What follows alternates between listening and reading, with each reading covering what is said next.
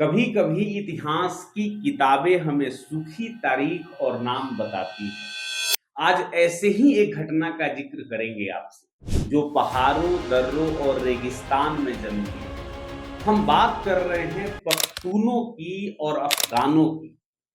आज हम आपको इस वीडियो में समझाएंगे पूरी कहानी पाकिस्तान, अफगानिस्तान और तालिबान की।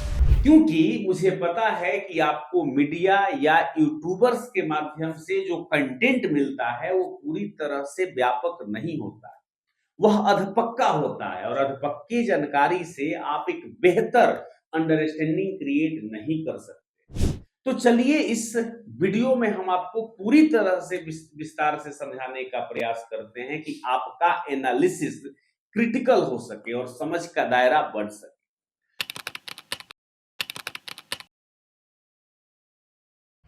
19वीं शताब्दी का दौर था जब पूरे विश्व में दो बड़े साम्राज्य, ब्रिटिश और रूसी, दुनिया पर राज करने की होड़ में लगे हुए। इस होड़ को दुनिया में कहा गया ग्रेट गेम। जैसे मानकर चलो कि दो शेर एक शिकार अफगानिस्तान को अपने कब्जे में लेना चाहते। इस शिकार के खेल में फंसे थे पश्तून लोग। ब्रिटेन का साम्राज्य अगर देखें तो भारत ये उसका साम्राज्य था और भारत उसके लिए सबसे कीमती था, क्योंकि ब्रिटिशों को यहां से मिलता था धन, व्यापार और सैन्य ताकत, जिससे वो अपना विश्व में धाक जमा सकते। लेकिन रूस भी कम नहीं था। रूस साम्राज्य में धीरे धीरे फैल रहा था। रूस ने मध्य एशिया के कुछ इलाकों जैसे बुखारा, खीवा, कोकंद जैसे क्षेत्रों को अपने कब्जे में ले लिया। रूसी सैनिक धीरे धीरे दक्षिण की ओर बढ़ रहे थे, जैसे अब अफगानिस्तान और पारसिया, जिसे वर्तमान का ईरान कहते हैं, उस पर अब कब्जा कर लेंगे। इस बात से ब्रिटिश शासन को डर लगने लगा कि अगर रूस अफगानिस्तान पर कब्जा कर लेगा तो वह भारत के उत्तर पश्चिमी दरवाजे से भारत में घुस जाएगा और हमारा पत्ता साफ कर देगा। और वह दरवाजा कौन सा था? खैबर पख्तूनख्वा और बलूचिस्तान का इलाका, जहां पर रहते थे पख्तून कबीला के लोग। उस समय जब ये सारी कहानी चल रही थी तो अफगानिस्तान का राजा हुआ करता था दोस्त मोहम्मद खान। उसने अपने राजनीति में कूटनीति का उपयोग किया और उसने सोचा कि रूस और ब्रिटिश दोनों से दोस्ती रखी जाए।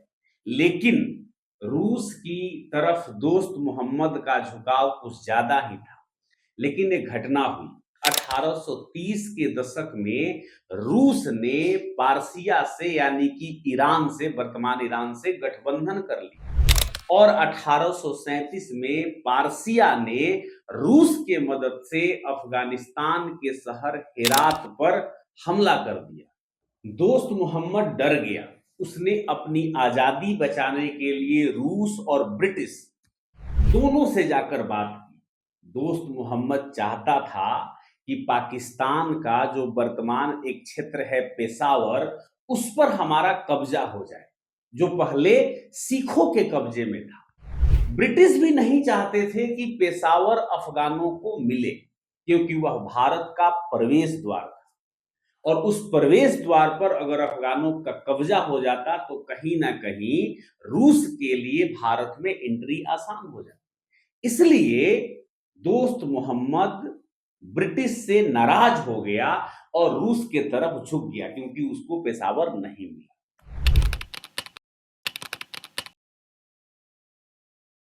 दोस्त मोहम्मद की रूस के साथ दोस्ती से ब्रिटिश और डर गए, क्योंकि ब्रिटिश ने सोचा कि दोस्त मोहम्मद अगर रूस से जाकर मिल गया तो भारत पर रूस आक्रमण कर सकता है। तो ब्रिटिशों ने इसके विरोध में एक चाल चली। उसने एक शाह शुजा नामक एक पुराने अफगान शासक को चुना, जो ब्रिटिशों का वफादार माना जाता था। शाह शुजा भारत में निर्वासित जीवन जी रहा था, मतलब अफगान से उसे भगा दिया गया। ब्रिटिश ने सोचा कि इसे अफगान का राजा अगर हम बना देते हैं तो निश्चित रूप से काबुल पर हमारा कब्जा हो जाएगा। इस उद्देश्य से अंग्रेजों ने 1838 में सिखों के साथ एक संधि किया। तो इसमें 3 लोग हो गए, त्रिपक्षीय संधि हुआ। एक तो ब्रिटिश और दूसरे सिख के राजा उस वक्त रणजीत सिंह थे, और तीसरा जिसको राजा बनाना चाहते थे अफगान का, शाह शुजा। तीनों के बीच एक समझौता हो गया। इस समझौते के बाद अंग्रेजों ने आर्मी ऑफ द इंडस नाम से एक बड़ी सेना बनाई, जिसमें 20,000 सैनिक ब्रिटिश और भारतीय मिलकर थे। 1839 में इस सेना ने सिंध और बलूचिस्तान के क्षेत्र से अफगानिस्तान में घुसपैठ की। अंग्रेजों ने देखते ही देखते अपने ताकत के दम पर कंधार, गजनी और काबुल पर कब्जा कर लिया और अपने पिट्ठू शाह शुजा को काबुल का शासक बना दिया। लेकिन इस बात से जो अफगान के लोकल लोग थे वो खुश नहीं थे, क्योंकि उनका मानना था कि शाह शुजा एक पिट्ठू शासक है और इससे हमारी भलाई नहीं हो सकती। अफगान लोगों के नाराजगी का फायदा एक व्यक्ति ने बहुत बखूबी उठाया। उस व्यक्ति का नाम था अकबर खान, और अकबर खान वही दोस्त मोहम्मद का बेटा था जिसको अंग्रेजों ने हटाया था। इसने अफगान लोगों के साथ मिलकर विद्रोह शुरू कर दिया ब्रिटिश लोगों के विरोध में, और विद्रोहियों ने काबुल में ब्रिटिश दूतावास पर हमला कर दिया और कई ब्रिटिश अधिकारियों को मार गिराया। ब्रिटिश सेना को अफगानी लोगों ने काबुल में घेर भी लिया। 1842 में ब्रिटिश सेना ने यह निर्णय लिया कि हमें यहां नहीं रहना है, वापस जाना है। वहां 1-2 लोग नहीं थे, 16,000 लोग फंसे हुए थे। लेकिन अफगान कबीलों ने पहाड़ों में घात लगाकर हमला किया। ठंड, भूख और लड़ाई में लगभग ब्रिटिश की पूरी सेना मारी गई। इस घटना को एक नाम दिया जाता है जो इतिहास में दर्ज है, गांडी मकक दर्रे का नरसंहार। ये इतिहास की एक बहुत मशहूर घटना बनी। केवल एक आदमी उसमें से बचा, उसका नाम था डॉक्टर विलियम वाइडन। वह जिंदा बच गया। शाह शुजा की भी इस विद्रोह में हत्या कर दी गई। ब्रिटिशों ने बदला लेने के लिए काबुल पर फिर से हमला किया, लेकिन अंत में अंग्रेजों को दोस्त मोहम्मद को ही शासक बनाना पड़ा, यानी कि वहां अफगानिस्तान में इन्हें झुकना पड़ा। इसी को इतिहास में हम कहते हैं प्रथम आंग्ल अफगान युद्ध। आप लोगों को एग्जाम में भी आता है। जो ब्रिटिश के हार के खत्म से यह युद्ध खत्म हुआ। एक किताब आपको बता देते हैं जो बहुत महत्वपूर्ण है आपके लिए इसको समझने के लिए। उस किताब का नाम है the great game, the struggle for empire in Central Asia. Peter Hopkirk ने इस किताब को लिखा है। बहुत ही शानदार किताब है, इसे पढ़िएगा। दोस्त मोहम्मद बहुत दिनों तक जिंदा नहीं रहा। 1863 में उसकी मृत्यु हो गई। उसके मृत्यु के बाद उसके बेटे शेर अली खान वहां का शासक बना, यानी कि अफगानिस्तान का। अब फिर रूस का प्रभाव अफगानिस्तान में बढ़ना शुरू हुआ। तब शेर अली ने ब्रिटिशों से मदद मांगनी शुरू की, लेकिन ब्रिटिश वायसराय उस वक्त भारत में था लॉर्ड लिटन। लॉर्ड लिटन ने काबुल में ब्रिटिश राजदूत रखने का एक विचार रखा, लेकिन शेर अली का बेटा मर गया था। वह शोक में डूबा हुआ था और ब्रिटिश लोगों का जवाब नहीं दे पाया। आप सोचिए ब्रिटिश कितने दुष्ट थे। ब्रिटिश लोगों ने इसे अपना अपमान मान लिया। वो नहीं सोचे कि इसका बेटा मरा हुआ है और ये शोक में है, और इसके लिए उन लोगों ने 1878 में उसके साथ युद्ध घोषित कर दिया। अब शेर अली के पास कोई विकल्प नहीं था। तब शेर अली ने जाकर रूस से मदद मांगा, लेकिन रूस ने कहा कि नहीं भाई, हम तुम्हारे मामले में पड़ना नहीं चाहते हैं, और उसने मना कर दिया। उसी वक्त शेर अली की भी मौत हो गई, तब उसका बेटा बना जिसका नाम था मोहम्मद अयूब। और अयूब के पास भी कोई विकल्प नहीं था, जैसे उसके पिता के पास नहीं था। तब उसने अंग्रेजों के साथ ही एक संधि करना उचित समझा। उस संधि का नाम है, बहुत फेमस है, ध्यान रखिएगा, गंदमक की संधि। इस संधि से ही अफगानिस्तान की पूरी विदेश नीति ब्रिटिश शासन के कदमों में आ गई। आगे चलकर ब्रिटिशों ने षड्यंत्र कर एक अलग व्यक्ति को वहां का शासक बनाया, जिसका नाम था अब्दुल रहमान, जो अंग्रेजों का काफी वफादार था। अब्दुल रहमान को एक उपनाम आयरन अमीर के नाम से भी जाना जाता है। इसके समय में एक बहुत बड़ा फसाद शुरू हुआ, जो आज भी फसाद बना हुआ है, और वो है डुरंड लाइन, जो 1853 में ब्रिटिशों द्वारा बनाई गई एक सीमा रेखा है, जो पश्तून इलाकों को दो भागों में बांटती है। पश्तूनों के परिवार उस क्षेत्र में रहते थे, लेकिन इस सीमा ने उनके परिवार, कबीले और व्यापार को बीच से ही बांट दिया। यह सीमा रेखा खैबर दर्रा से बलूचिस्तान तक जाता है।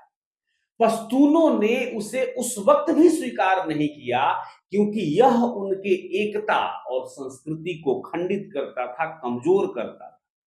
डुरंड लाइन के कारण पश्तूनों में अंग्रेजों के विरुद्ध असंतोष बढ़ना शुरू हुआ, और पश्तून धीरे धीरे एकजुट होने लगे, और पश्तूनों के अंदर पश्तून राष्ट्रवाद का विकास शुरू हुआ।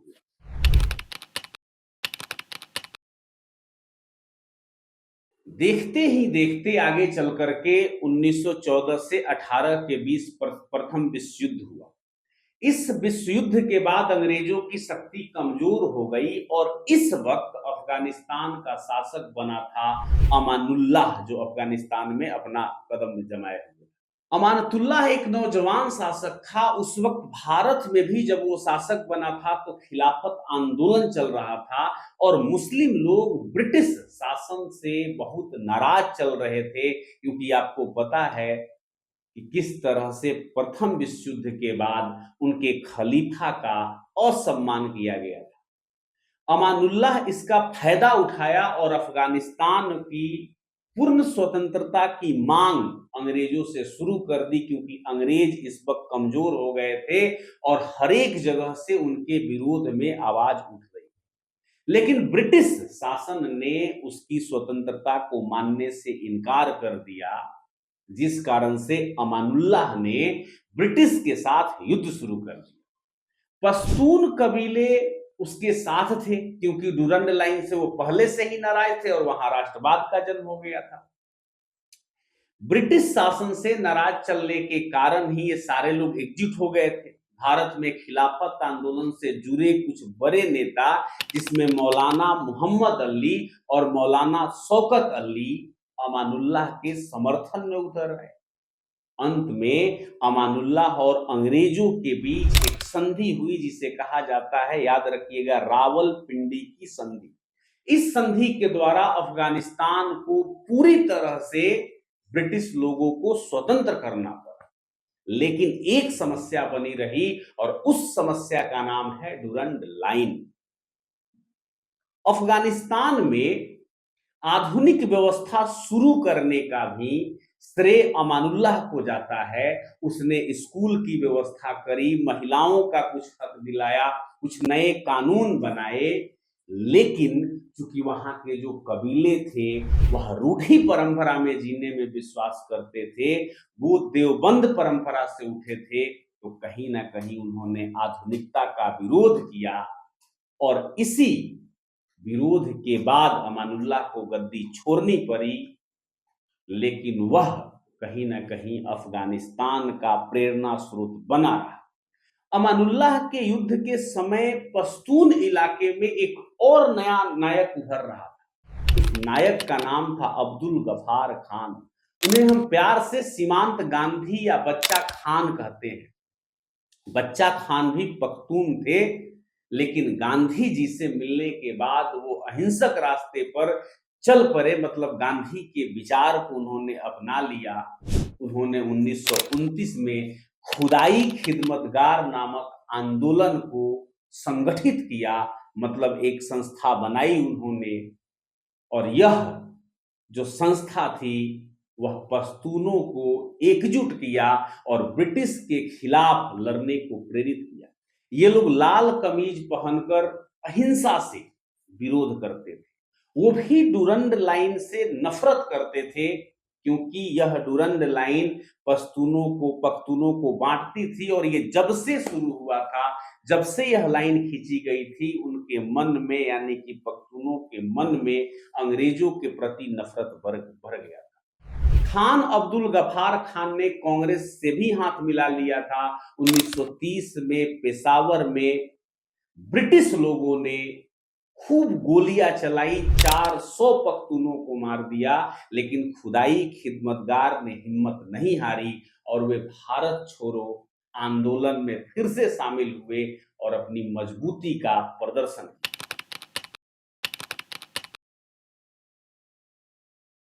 आगे चलकर 1947 में इंडिया पाकिस्तान का विभाजन भी हो गया, आप जानते हैं, और इस विभाजन में पाकिस्तान एक नया देश बना। तो अफगानिस्तान ने इस बात का विरोध भी किया और डुरंड लाइन को उस वक्त भी मानने से उन लोगों ने इनकार कर दिया। 1950 के दशक में मोहम्मद दाऊद खान अफगान के प्रधानमंत्री बने। दाऊद पख्तून राष्ट्रवादी थे। उन्होंने पख्तूनिस्तान को बढ़ावा दिया। पाकिस्तान में पख्तूनों के इलाके को अफगानिस्तान में मिलाने की मांग भी की, जो पाकिस्तान के पख्तून वाला इलाका था। 1955 में पाकिस्तान में पख्तून विद्रोह हुआ। दाऊद ने पख्तून लोगों को लड़ने के लिए हथियार भेजे, लेकिन अमेरिका ने पाकिस्तान और अफगानिस्तान के बीच संधि करा। बाद में दाऊद ने सोवियत संघ से मदद लेना शुरू कर दिया। आपको पता है कि शीत युद्ध भी चल रहा था। कई बार अफगानिस्तान और पाकिस्तान के बीच इस बीच में फिर लड़ाई हुई। 1979 में सोवियत संघ ने इस बात का फायदा उठाया और अफगानिस्तान पर कब्जा कर लिया। अब पूरा एनर्जी पख्तून लोगों की सोवियत संघ को अफगानिस्तान से भगाने में लगी। पख्तून लोगों को अब सोवियत संघ से लड़ने के लिए कहीं से भी सहयोग की आवश्यकता थी। इस परिस्थिति का लाभ उठाया पाकिस्तान और अमेरिका ने, और पख्तून कबीलों को पैसा और बारूद देकर जिहादी बनाना शुरू किया, जिससे कि वो सोवियत संघ को हरा सके, क्योंकि शीत युद्ध में अमेरिका का दुश्मन था सोवियत संघ। 1989 में सोवियत संघ के राष्ट्रपति थे मिखाइल गोर्बाचेव, आप जानते होंगे। उन्होंने सोवियत संघ के अफगानिस्तान से वापसी का ऐलान कर दिया।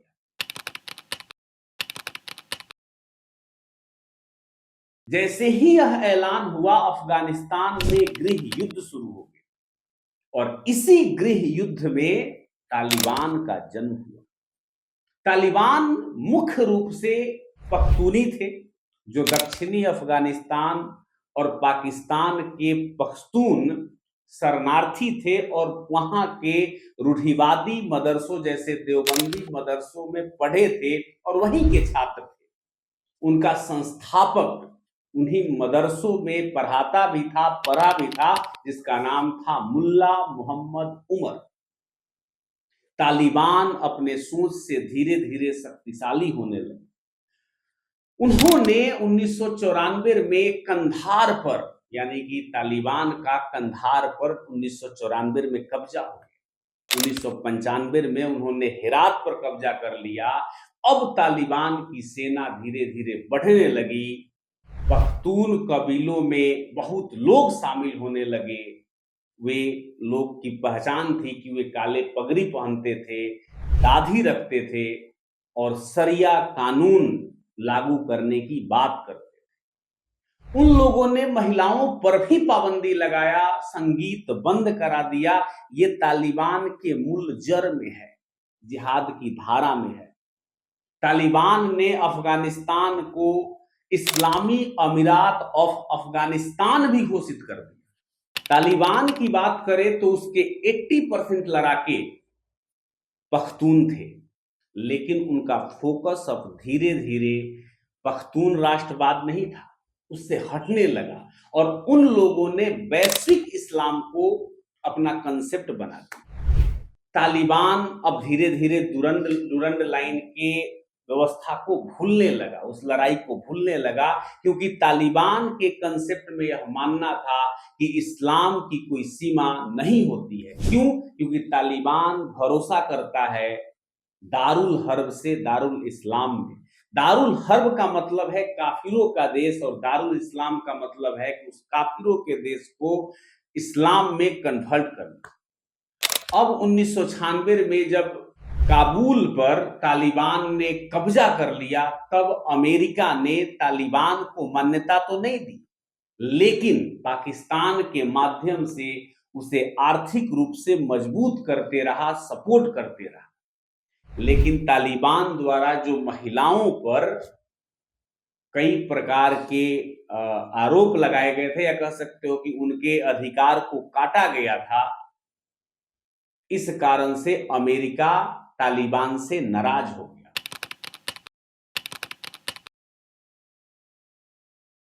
अब इसी पूरी कहानी में एक नए किरदार की एंट्री होती है। वह किरदार है ओसामा बिन लादेन। अब इस कहानी से ओसामा कैसे जुड़ता है, आराम से देखिए। ओसामा अल-कायदा का प्रमुख था। वह सऊदी अरब का एक बहुत अमीर व्यक्ति था, लेकिन 1991 में सऊदी अरब के सरकार ने उसे देश से निकाल दिया। क्यों निकाल दिया? आसानी से समझ लीजिए, क्योंकि वह अमेरिका के खिलाफ बोलता था और सऊदी अरबिया का मित्र अमेरिका हुआ करता था। जब वहां से सऊदी अरब ने निकाल दिया तो लादेन सूडान चला गया, लेकिन 1996 में अमेरिका ने सूडान पर भी दबाव डाला और ओसामा को वहां से भी निकलवा दिया। ओसामा के पास बहुत पैसे थे, वो एक अमीर व्यक्ति था और जिहाद का भी बहुत अनुभव था, वो भी एक कट्टर इस्लामिक व्यक्ति था। ओसामा तालिबानी नेता मुल्ला उमर से जाकर के अफगानिस्तान में मिला, यहीं से एक नई कहानी शुरू हुई। उमर ने कहा कि आ जाओ हमारे साथ रहो। ओसामा मई 1996 में अफगानिस्तान पूरी तरह से पहुंच गया। तालिबान ने उसे कंधार में रहने की व्यवस्था दी। क्यों? क्योंकि दोनों के विचार एक दूसरे से मिलते थे। इस्लाम के नाम पर जिहाद दोनों का काम था। ओसामा ने तालिबान से वादा किया कि मैं तुम्हें पैसा दूंगा और जिहाद का ट्रेनिंग दूंगा। इससे ज्यादा तालिबान को क्या चाहिए?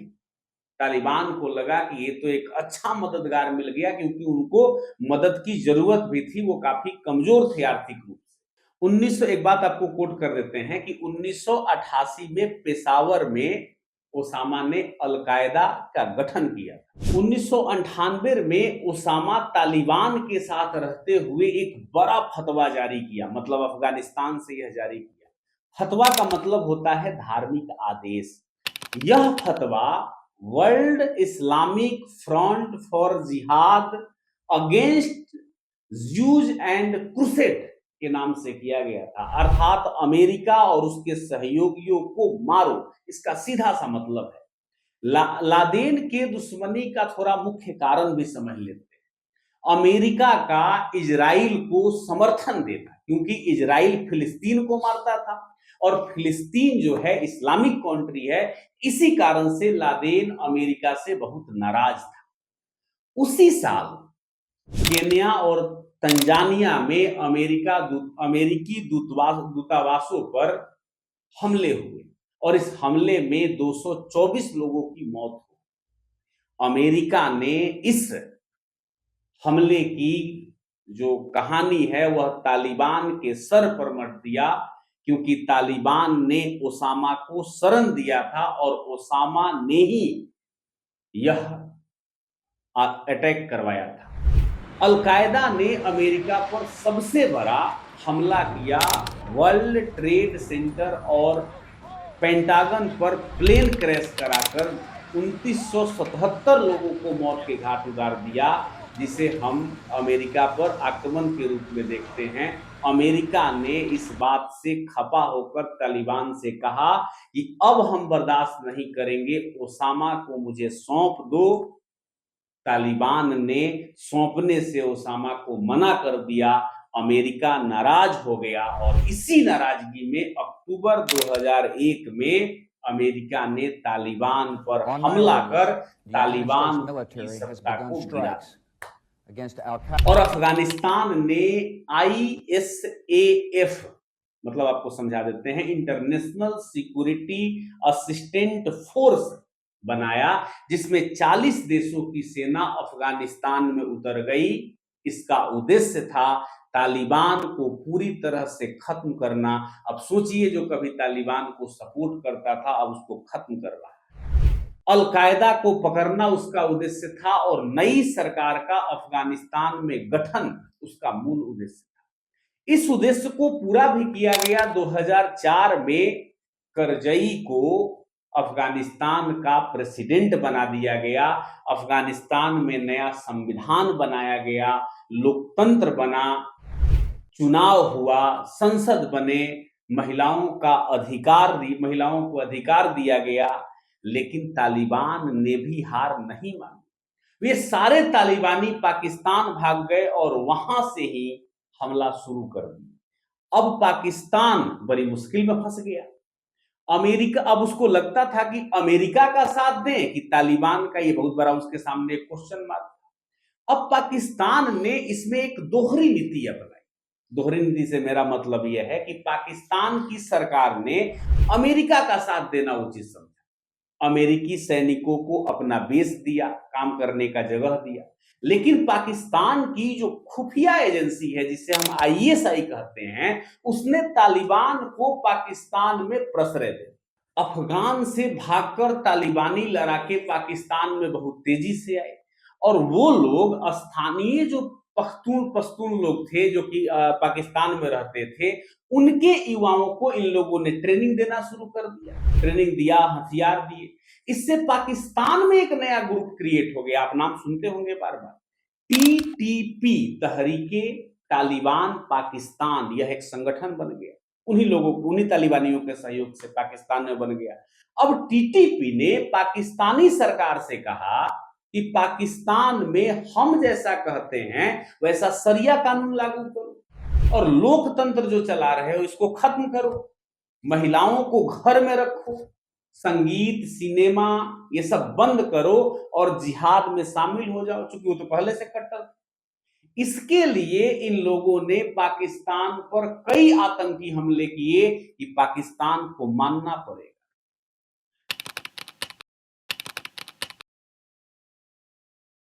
तभी 2021 में तालिबान की सत्ता फिर से अफगानिस्तान में स्थापित हो गई। अब आपको मूल कहानी समझाते हैं कि यह अभी लड़ाई क्यों हो रहा है। जब तालिबान की सत्ता फिर से, जब अमेरिका निकल के चला गया अफगानिस्तान से, तो उनकी सत्ता फिर से स्थापित हुई, तो पाकिस्तान को लगा कि तालिबान सत्ता में आ गया है, ये तो हमारा भाई है, हम ही ने इसको जन्म दिया है, अब अफगानिस्तान मेरे अनुसार काम करेगा और इससे भारत को रोकने में मदद मिलेगी। कश्मीर के मुद्दे पर पाकिस्तान का स्ट्रेटेजिक डेप्थ मिलेगा, यानी अगर भारत से युद्ध हुआ तो अफगानिस्तान पाकिस्तान का बैकअप बनेगा। लेकिन मामला उल्टा पड़ गया। वही TTP जिसका हमने जिक्र किया, TTP पाकिस्तान का पख्तून क्षेत्र का तालिबानी गुट है, हमने आपको पहले ही बताया, जो पाकिस्तानी सरकार के खिलाफ है। वो कहता है कि वहां शरिया लागू करो। जब अफगानिस्तान में तालिबान की सरकार बन गई तो TTP के लड़ाके पाकिस्तान से भागकर अफगानिस्तान में आकर छिप गए। पाकिस्तान को लगा कि तालिबान TTP को हमारे ऊपर आक्रमण करने से रोक देगा, लेकिन तालिबान ने कहा कि सुनो पाकिस्तान, हम TTP को नहीं रोकेंगे क्योंकि TTP हमारे पख्तून भाई हैं और इन्हें हम किसी कीमत पर नहीं रोकेंगे। पाकिस्तान कहता है कि तालिबान टीटीपी को सपोर्ट कर रहा है और इसी कारण 2022 में टीटीपी ने पाकिस्तान पर 700 से भी ज्यादा हमले किए। आप सोच सकते हैं, पाकिस्तान ने गुस्से में अफगानिस्तान पर ड्रोन से हमला कर दिया, जिससे तालिबान का भी गुस्सा फूट पड़ा और जनवरी से जून तक 2025 में टीटीपी ने कई हमले किए और 1500 लोगों को पाकिस्तान में मार गिराया। पाकिस्तान ने अफगानिस्तान में इसके बदले में 20 से भी ज्यादा एयर स्ट्राइक करी। दुश्मनी इसलिए बनी क्योंकि तालिबान अब पाकिस्तान की कठपुतली नहीं बनना चाहता है, वह अपनी मर्जी चलाता है और तालिबान ने भारत से दोस्ती भी बढ़ाई है। यह भी पाकिस्तान के जलने का कारण है और पाकिस्तान इसी कारण से अफगानियों को मारने की कोशिश कर रहा है। और अफगानी आप देख रहे होंगे, रोज न्यूज़पेपर में पढ़ते होंगे कि रोज अफगानी आक्रमण करते हैं, हमला करते हैं और पाकिस्तानी कई सेना को मार गिराते हैं। तो यही कहानी है। उम्मीद है कि पूरी कहानी आप अफगानिस्तान की शुरू से लेकर अभी वर्तमान तक का समझे होंगे। फिर मिलेंगे हम आपसे किसी नेक्स्ट वीडियो में, तब तक के लिए धन्यवाद। Thank you so much.